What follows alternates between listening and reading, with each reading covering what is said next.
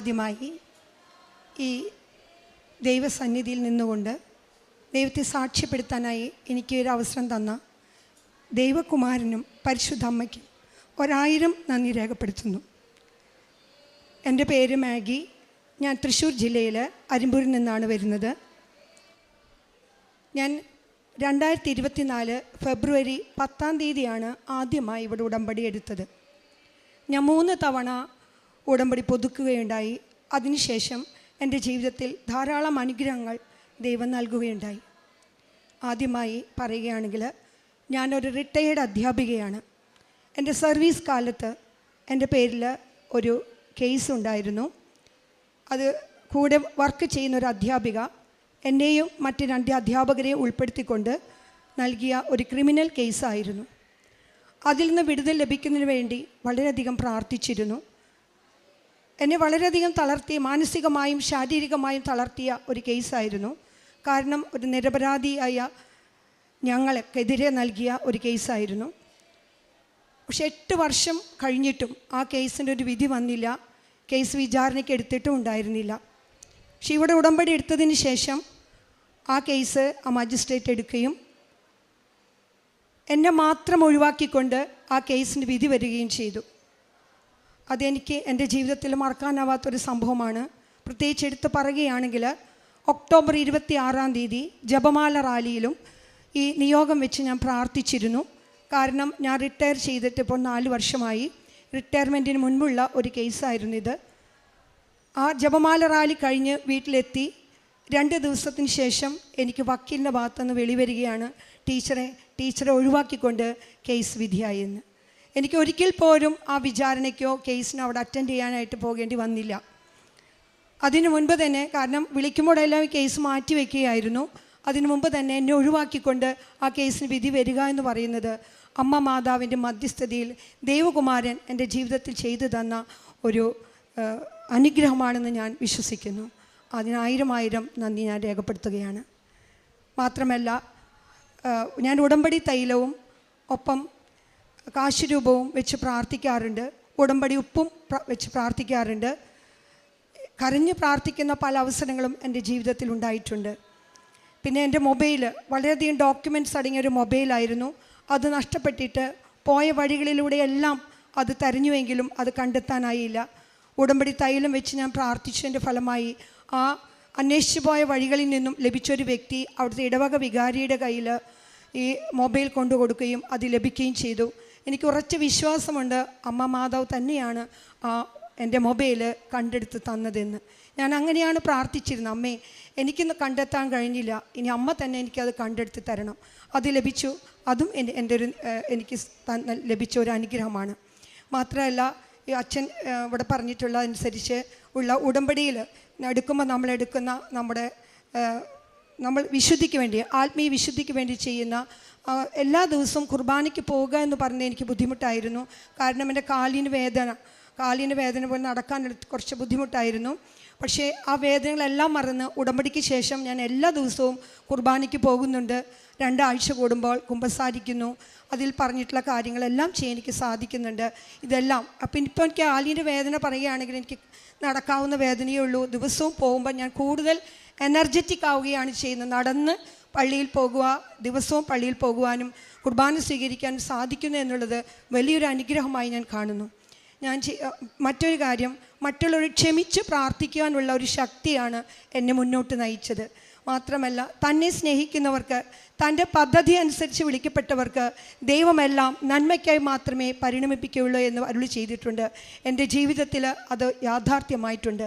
മാത്രമല്ല, സങ്കീർത്തനം 31:1 പറയുന്നത് പോലെ, യേശുവേ, ഞാൻ അങ്ങയിൽ അഭയം തേടുന്നു, എന്നെ അപമാനിക്കാൻ, ഞാൻ അപമാനിതയാകാൻ ഒരിക്കലും ഇടവരുത്തരുതേ, ഞാൻ ലജ്ജിക്കാൻ ഇടവരുത്തരുതേ.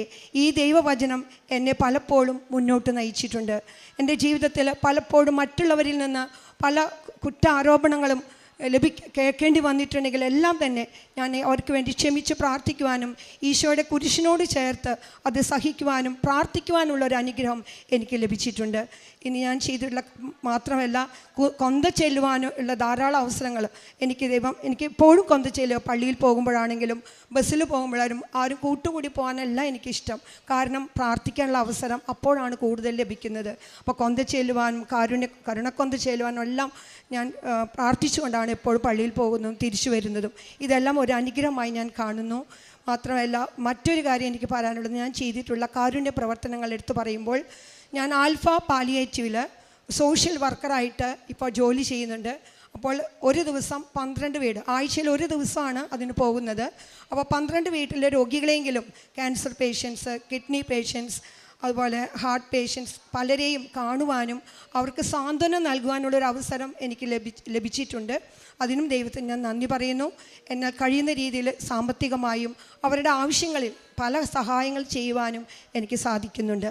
അതോടൊപ്പം ഞങ്ങളുടെ അടുത്തുള്ള ഒരു ഓൾഡ് ഏജ് ഹോമിൽ പോയി അവിടുത്തെ രോഗികളെ ശുശ്രൂഷിക്കുവാനും ഞാൻ ശ്രമിക്കുന്നുണ്ട്. അവിടെയും ആഴ്ചയിൽ ഒരു ദിവസം പോയി അവർക്ക് വേണ്ട ശുശ്രൂഷകൾ ഞാൻ ചെയ്തു വരുന്നു. മാത്രമല്ല, വിവാഹത്തിനായിട്ട് 2 മക്കളുടെ വിവാഹത്തിനായിട്ട് ഞാൻ സഹായം ചെയ്തിട്ടുണ്ട്. അത് വളരെ നന്ദിപൂർവ്വം അവരെന്നോട് എടുത്ത് പറഞ്ഞിട്ടുണ്ട്. മാത്രമല്ല, സാമ്പത്തികമായിട്ട് രോഗികളായിട്ടുള്ളവരെയും അതുപോലെ ഭവനം വയ്ക്കുന്നതിനായിട്ടും എല്ലാം സാമ്പത്തിക സഹായം ചെയ്യാനായിട്ട് ഞാൻ ശ്രമിച്ചിട്ടുണ്ട്, ചെയ്തു വരുന്നുണ്ട്. പിന്നെ പ്രേക്ഷിത പ്രവർത്തനങ്ങൾ, നമ്മുടെ ഇവിടുന്ന് ലഭിച്ചിട്ടുള്ള കൃപാസന പത്രം തെരുവീതികളിലും അതുപോലെ ഓട്ടോറിക്ഷ സ്റ്റാൻഡുകളിലും ബസ് സ്റ്റോപ്പുകളിലുമെല്ലാം കൊടുത്ത് ഞാൻ പലരും അത് വിമുഖത എനിക്ക് വേണ്ട എന്ന് പറയുകയാണെങ്കിൽ അപ്പോൾ ആവശ്യമുള്ളവർക്ക് അത് ലഭ്യമാകണമെന്ന് ഞാൻ മനസ്സിൽ പ്രാർത്ഥിക്കാറുണ്ട്. ആ രീതിയിലെല്ലാം കൊടുത്ത് തീർക്കാറുണ്ട്. മാത്രമല്ല, വചനം പറയാൻ സാധിക്കുന്ന അവസരങ്ങളിലെല്ലാം വചനം പ്രഘോഷിക്കുവാനായിട്ടും ഞാൻ ശ്രമിച്ചിട്ടുണ്ട്.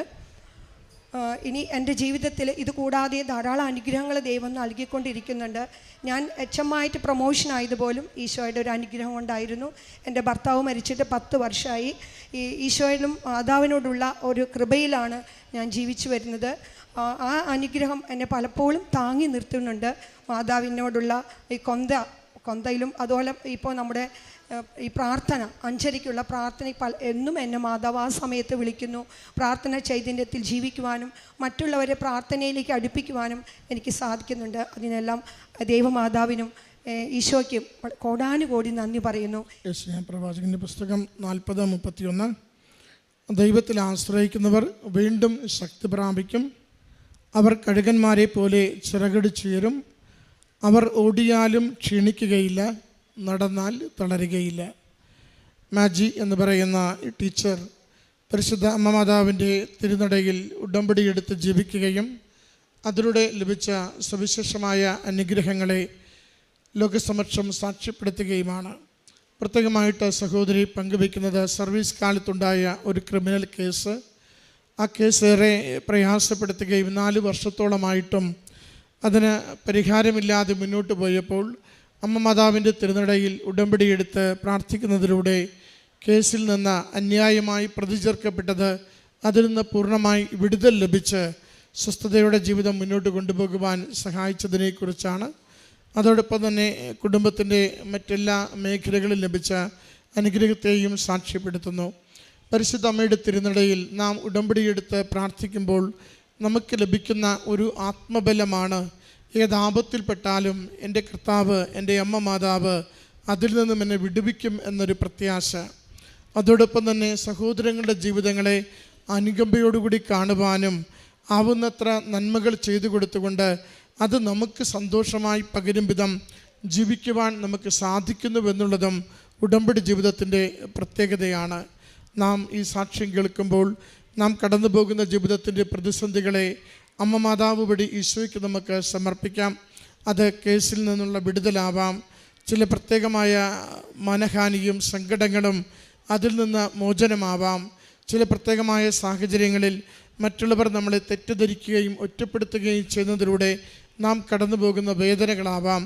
എല്ലാം എടുത്തു മാറ്റി പരിശുദ്ധമ്മയുടെ വലിയ സംരക്ഷണയാൽ സമാധാനവും സ്വസ്ഥതയുമുള്ള ജീവിതം നയിക്കുവാൻ നമ്മളെ സഹായിക്കണമേ എന്ന് പ്രാർത്ഥിച്ചുകൊണ്ട് ഈ സാക്ഷ്യം നമുക്ക് കരങ്ങളടിച്ച് അമ്മ മാതാവിനും തിരുക്കുമാരനും സമർപ്പിക്കാം. അത്യപൂർവ ദൈവാനുഭവങ്ങൾ ഇനി നിങ്ങൾക്കും സ്വന്തം.